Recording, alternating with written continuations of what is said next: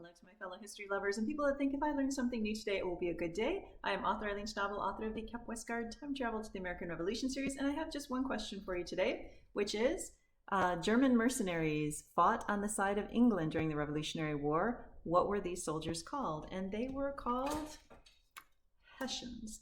And interestingly, Hessians made up an entire third of the British Army during the American Revolution. There were about 30,000 of these guys in the Revolutionary War out of roughly 100,000 in the entire British Army. And you might think to yourself, well, why would they hire that many Hessian soldiers? And Hessian soldiers, by the way, came from what we think of as modern day Germany, but it wasn't a unified country then. They were different principalities, and so they were hiring them from principalities.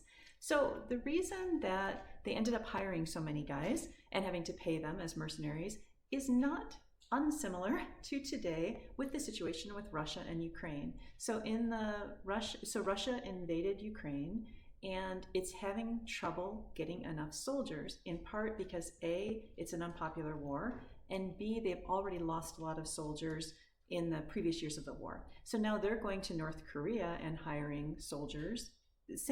Really the same concept as these Hessians. They have to go to another country, go to North Korea, hire soldiers to fight in the war.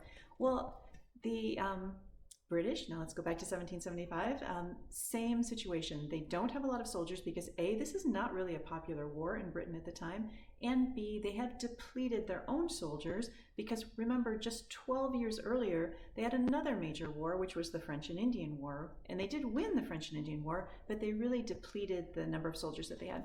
So anyway, that was a little bit of history today. Thanks for letting me share. I will see you tomorrow.